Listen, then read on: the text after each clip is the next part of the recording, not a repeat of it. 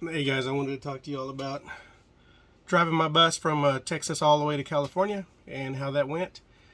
I took I-40 all the way, so lots of hills there. You'll see what I'm talking about. You'll know what I'm talking about when I get to them, but if you've ever driven that stretch. So, so I went from Texas, Boyd, Texas to Amarillo. That was on 287. I took 287 up to Amarillo. From Amarillo, I picked up Interstate 40. Interstate 40, I went from basically when I got on Interstate 40, I went all the way to Bakersfield on Interstate 40, Bakersfield, California. So this whole trip was Interstate 40. So my bus is a 1989 Bluebird bus. It's an All-American, and it's a 40-footer. It is a converted school bus. You can see behind me, this is part of my bathroom here on this side.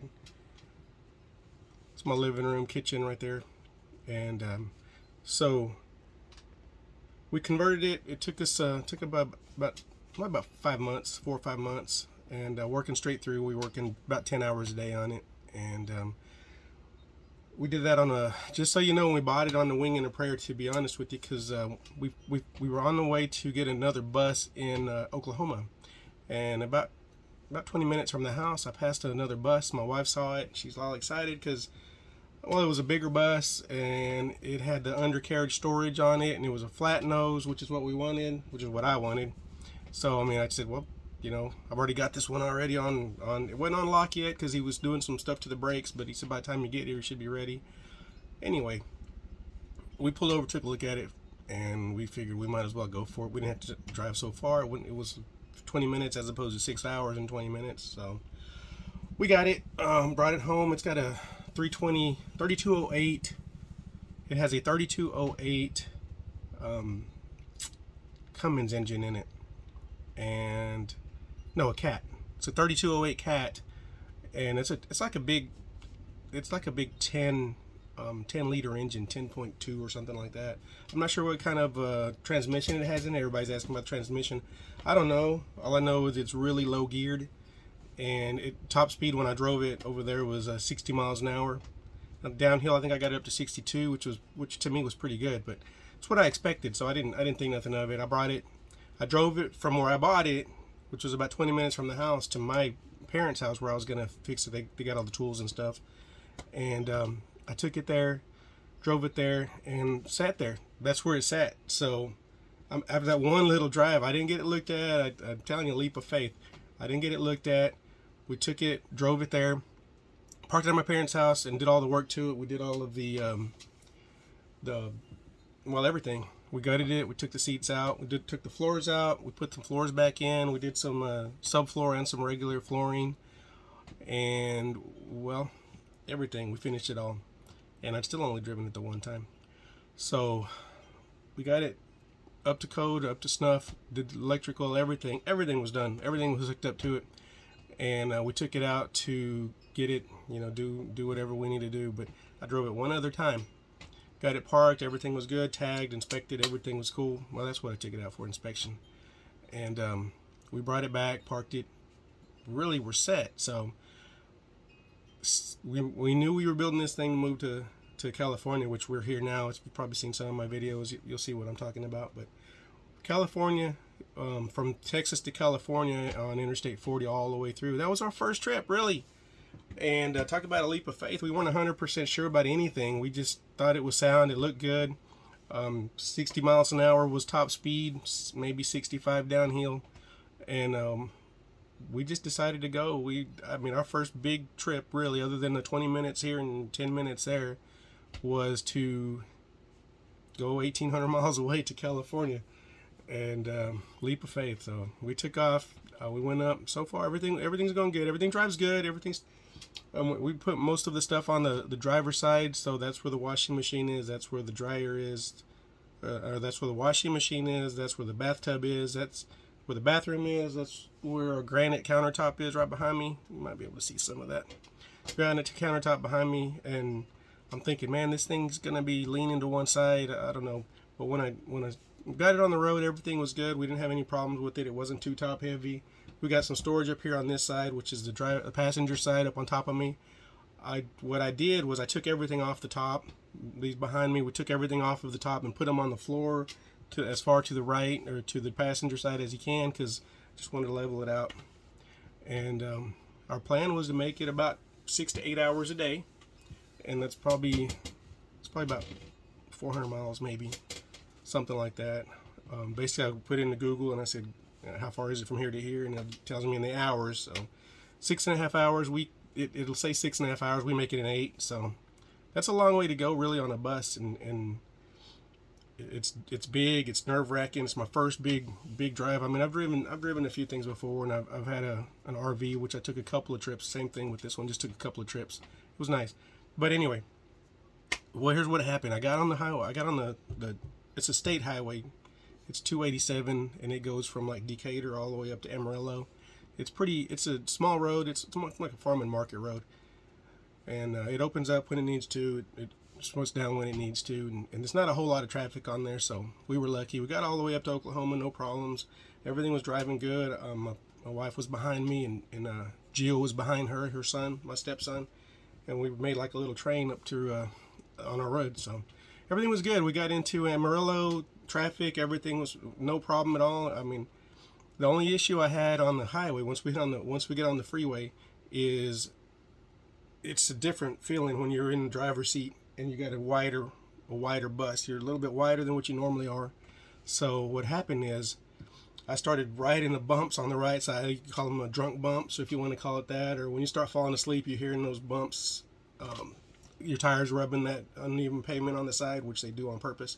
I kept hitting that, and I didn't understand what it was. And what it is was I kept trying to give myself a little bit of room like you would on a regular car, but I'm wider, so I kind of had to hug that line a little bit better, which I ended up doing, and I figured it out. It honestly took a whole day to figure that one out. So, but once I got it figured out, I got my line. Once you got those grooves you got the little groove where your tires go, and I really couldn't hit that groove because it was too. I just moved it over just a little bit more. And I found my lines, and once I did, I was able to just one-handed all the way. Older bus, like I said, and air ride, air shocks, everything's cool. Everything went great. I didn't have any problem with anything. I had a good little run, and once I figured out that part of it, everything was pretty cool. Everything was great. So I got on the freeway, and the best, I say freeway, so I'm in California. I've been in California for a while. Highway, freeway, interstate. I got on the Interstate 40, and it's pretty flat out there. If you go through from Texas into New Mexico on Interstate 40, it's pretty flat. There's a couple of places where you go up a little bit, and I think I topped out at 60, 62, 63, and a couple of places when I was climbing, I had to slow down to about 55, 50, something like that, which was expected. I expected it, so it wasn't that big of a deal. So that was the first day. We took it all the way to Santa Rosa, which is just about 2 hours outside of Albuquerque, which was going to be our next stop. But that was our first trip, and honestly, everything went great. Didn't have any problems at all. The bus held up great. Again, like I said, 60 miles an hour. And just so you know, we did have somebody lined up to come take a look at it, give us a little bit more speed out of it. And to be honest, I looked at it. I pulled the cover off the motor, looked at the motor, looked at the video, and I found out how to get a few more miles, RPMs out of it. It's not miles per hour. You're getting RPMs. It is governed to 2,600 RPMs, and I could actually turn it. The little screw, basically, you turn that a couple of turns, you get a little more out of it. And I thought about doing it, and this was right before we were coming on the way. I showed my dad. Me and my dad talked about it a lot, and he said, "We can do it if you want to." And I said, "I don't want to do it. It's a 30-year-old bus. It's a 1989, and it's 30 years old." I'm thinking, I'm not gonna take the chance of doing that.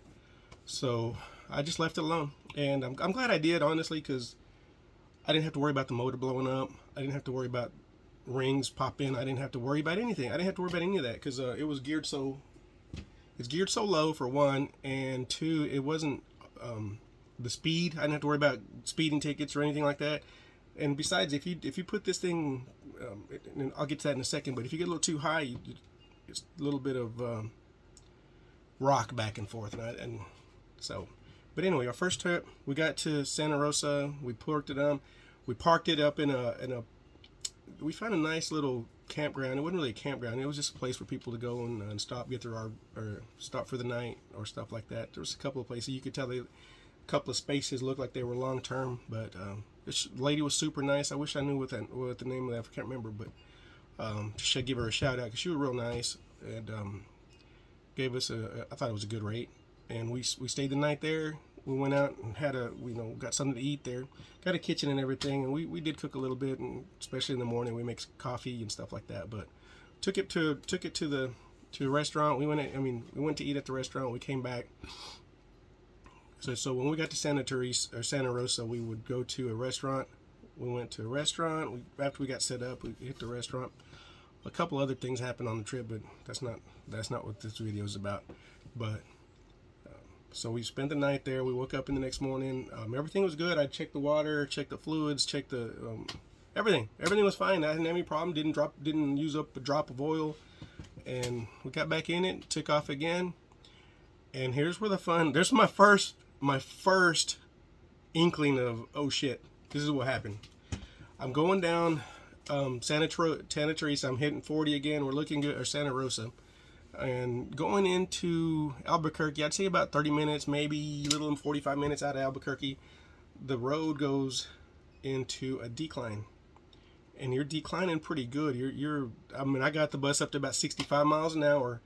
And those roads, if you've ever seen it, you know what I'm talking about. It's called, I think the area is called Tijeras. And that means scissors in Spanish, but they call it the Tijeras area, and there's some mountains. It's actually a mountain range there. And I'm going down this thing, and it goes like this. It turns a lot, and I wasn't prepared for that. But so I tried to do the speed limit and try to do it because I'm doing 65 now, so I'm super excited. I get to do 65 miles an hour, and I'm on this big old bus. But these turns, it's top heavy, but it's nothing hard. But that was my first time experiencing it, so I was like, well, I need to slow down here. And I dropped it back a little bit. First time I actually used my brakes really on the road, and other than something stopping in front of you. But so I hit my brakes to slow it down, and I let it go. Here we go again, and I did that white knuckling it because like I said, that was my first time. So Santa Teresa, and that was on that day. We were just going from Santa Rosa to Albuquerque because Bella has some family there, so we were gonna stop and hang out with them for a day and one night in there, and it was nice. It went pretty good, but that little piece of driving was a whole lot more stressful than the first 6 to 8 hours the day before. So man, I was so glad we were able to stop. Another thing that happened, one of our skylights, not skylights, our emergency exits on the top. You know you've seen those buses that have the emergency exit. You've probably seen it on my videos there. One of them flew off, so while I was there, I had to get a plexiglass. All I did was put a plexi over it, bent it, broke it a little bit, but anyway, it was a quick triage treatment there, so we got that done. Spent about 30-40 minutes doing that one that night, but anyway, that was pretty rough, but I handled it, and I was pretty proud of myself. I was excited about the fact that the bus handled 65 miles an hour pretty good, and it handled the turns fairly decent. I don't want to do that every day, but it wasn't that bad. So that was all right. So the next day we got up, we went to from Albuquerque. We got a late start because of family, and we wanted to hang out with them as long as we could. But the next day we went from from Albuquerque to Flagstaff. We stayed at Flagstaff. If you guys ever stayed at Flagstaff, it's surprisingly beautiful there. I had never expected. I passed it on 40 all the time. But this time we decided to stay in Flagstaff, and you're up at altitude, and it was cold that night. I think it got down to about 28, 29, and of course we had full power, and I think that was the night that we were able to get 50 amps. So we had our heaters going. We had 2 heaters, space heaters going. And of course we had the skylight covered in, so we didn't have any air running through there extra like we did the first night. And it was it was great. Actually, you cover up on the bed, and you snuggle, you get warmed up. It's nice. It was a beautiful night there. In the morning we had coffee. That night actually we had coffee, and it was fun. And that trip there really wasn't a whole lot to talk about. We just went from we just went straight. Basically, going up that one was a little bit tougher because so you're holding up traffic.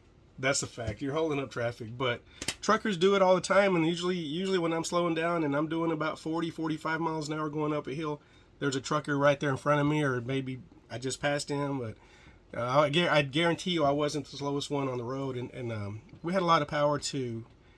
I never thought I wasn't going to make it up the hill. Let's put it that way, because it was super low geared, and I got a big motor, and I know I got a lot of weight, but it was nice. It was a good trip. So that one was not bad at all. But I knew right away going out the next day, which is what happened, is that we were going to be going downhill. So if you notice, Flagstaff is up on the mountain. So coming up the mountain, I'm slow, and coming down the mountain, I'm going fast. 65, I have to hit my brakes a little bit, not a whole lot. Just barely touched them and slowed down enough to what I needed to. I didn't really need to. I just kind of felt like it's better safe than sorry. So coming down that, and it's staged. It's not like you're just coming straight down all the way. You're coming down a little bit, then it planes out, get your speed back to normal again, and then goes down again. Sometimes you even climb a little bit. So that trip was and I knew coming out of Flagstaff, we were going to go to Barstow. And I knew coming into Barstow wasn't going to be too bad, but leaving Barstow was going to be super rough, which was what happened. We went to Barstow, California, and stopped in Barstow. We spent the night, not exactly in Barstow, it was outside of Barstow, but it was pretty fun. We had a good time there. And again, one night we just went out, got something to eat, came back. There wasn't much going on where we stayed. It was pretty flat. If you've been to Barstow, you know what I'm talking about. But that next morning we got up, and that is when it got really scary. And the only reason it got scary is because, okay, I'm used to it. I'm confident now. I've gone up some hills now. I've gotten 1,000 miles under my belt, so I know what I'm doing, right? I got it. And we start going down. I think that one is called the Tehachapi Pass. So we went on 40. We went through the Tehachapi Pass, and man, that's a different animal. We're going uphill super slow. Again, like I said, we had truckers in front of us. They had some big stuff. I don't even know what they had on it, but we weren't the slowest people there, so we would stay behind the truckers, and then they give you trucking lanes, which is great when you get to these mountain places. They give you trucking lanes. Use them. Use them and don't feel bad about it. Don't think, oh man, I'm slow. I'm slowing these people down. You got every right to be there just like everybody else. So get on that lane, in the trucking lane. You follow them up a little bit. If you see an opportunity to pass the person that you need to pass, and pass them. If you don't, it's not a big deal. Don't worry about it. Stay where you are. But that was pretty cool. Going up, it was hard. It was strenuous, a little bit difficult. I think that one that actually got down to about 35 miles an hour, which was fine. Like I said, I wasn't the slowest one out there, so I wasn't worried about it. And you shouldn't be either. You just take your time, do your thing. Like I said, the bus was doing great. It's not even that top heavy. It was really mostly in my brain thinking I'm nervous about this, but it wasn't that bad. Looking back on it, it wasn't bad at all. But going up to Tehachapi was pretty stressful, but nothing as bad as going down it. I'm thinking I've already been down 6-degree grades. It's not a problem. And the difference was on this one is coming. If you've ever done the Tehachapi, you'll know what I'm talking about. You go up the hill, and next thing you know, you're coming down. If you're in a car, you're great. You basically let gravity do the thing. You don't have to really touch anything, and hit your brakes every once in a while when you need to, and slow down. It's not a problem. But in the bus, like I said, it's got those big drum brakes and the air brakes. So I'm going down the hills, and I started seeing it, and I'm like, this is the next 5 or 6 miles. I'm thinking, okay, well, I see that all the time. That's nothing. But the difference between those and the Tehachapi is the Tehachapi, you can't. It's unrelenting. You start headed down, and you're down. You're going down. You're going down. And it will not just let you go. It's tough. So the first time, again, like I said, now I hardly had to hit my brakes at all going downhill because it hit 65, and it's almost like something mechanical in there that won't let me go any faster than 65. So even when I was doing the other ones like the Head Us or the one before that, or the one Flagstaff after that, not a problem. You just I tap my brakes maybe once or twice, and it slows me down quite a bit. And I thought, well, I'll do the same thing. I got some experience under my belt, and I did it. We're going downhill. I'm hitting 65, which is fine. I'm going in a straight line, starting to rock a little bit. So I said, I'm going to peel off a little bit of, I'm watching my air brakes. Reservoirs are full. They're full to the max. I hit my brakes to slow it down a little bit, and I heard, and it's been working for me, is you don't feather your brakes. You push your brakes, hold them down, peel off whatever. I mean, you don't slam on them, but you peel off whatever. Like if I'm doing 65 and I want to maintain 60, well, I'm going to go it down a little bit below 60, maybe 55, something like that. And I did that the first time.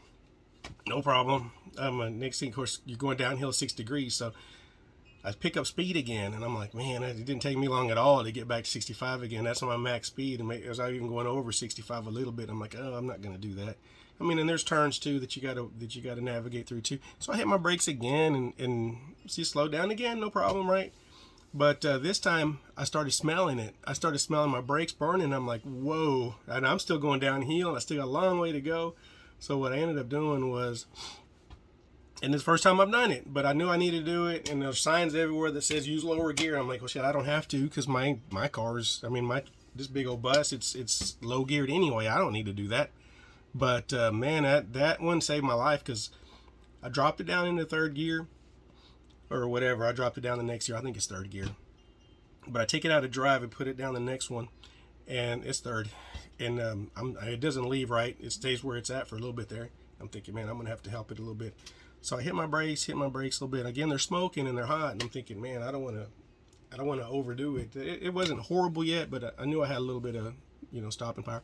It wasn't stopping as fast as it was before, but so I knew they were getting hot. So I hit the brakes a little bit, and it dropped the speed back down to where it needed to stop, and it shifted gears down for me. And man, that made all the difference in the world. After that, I just barely touched my brake a little bit when I felt like I needed to, or if I just wanted to assure myself that I can stop. And the grade was the same thing, everything. But man, my stress level went from here to here just by doing that, just by dropping down one gear. So, and once we got out of there, everything was great. Didn't have any other problems. I drove it all the way into Bakersfield, and through Bakersfield I went Interstate 5, because I usually do 99 up from Bakersfield up to Stockton area, which is where we're at now. And but 99 is a hassle. If you've done it, you know what I'm talking about. There's cars everywhere. They're pushing you. You can't hardly move. It's just overused. And I think it's because people don't want to drive the extra 10-20 minutes to get to Interstate 5, which goes north from there. And it basically, you got 99 on this side and 5. It's probably backwards on the camera, but anyway, they parallel each other all the way up into Stockton. You go through all those little towns there. But I took 5, and the speed limit there was 50 miles an hour, because they're doing some construction at that time. It's been doing it for years, so it's probably, when you see this, it's probably still going to be going on. But the road is like a washboard, and I'm doing 55, 60 miles an hour anyway, and the speed limit was 55, so it worked out pretty good. And I like I said, I had everything off and on the ground, but even that, it was still jumping. We had a couple of little things that happened to us, but that one was bumping, and I'm honestly, I didn't like it, but it wasn't enough to where it bothered me, where I'm like, man, I wish I would have taken 99. I'm not. Now I had a reason to go slow. Everybody behind me, it was single lane, so everybody behind me was behind me, but I'm doing speed limit, so thank you, California, for that, because I didn't have to hold anybody up. But we got it up here, and it took us, like I said, I think it was 4 days. So the first night we stayed in Santa Rosa. The second night in Albuquerque. Again, that was a little quick trip just to visit family there. And then we stayed in Flagstaff, and then Barstow, and we made it on the 5th day. So it was a nice trip. I'm super proud of how the bus did, and getting a little top heavy, but nothing bad, man. It was actually a really nice trip, and the motor was like a tank. It's slow but steady, and it's gonna get you there. And I liked it because it makes it. There's not very many decisions you make. You put your foot on the gas and give it as much as you can, and just that's it. I mean, if it gives you 60, you take 60. If it gives you 62, you take 62. So it's pretty easy, and there's not a whole lot that you can do about it. Now, if I would have geared it up or changed, if I would have turned that governor up a little bit where I could get another maybe 3,000, 3,500 RPMs, that would have been different. And I would have been worried about. I mean, it wasn't. It's got, you know, it's governed for a reason, and I didn't want to have to mess with that. But anyway, that was my trip, and hopefully you guys get something out of it. If you have any questions, let me know. If you're planning on doing it, do it, or watch this video again. Hopefully I touched on everything. Because I was looking at it when I was trying to make this trip, I didn't see anything specifically that said Interstate 40. So if you take Interstate 40, show it. If you know somebody's going to take that trip, show it to them. And hopefully, if they have any questions, I'll answer it. So my channel's going to be here for a while, so I'll answer and answer any questions you might have and let you know what I did. And maybe I can help you out. So give me a call. Thanks.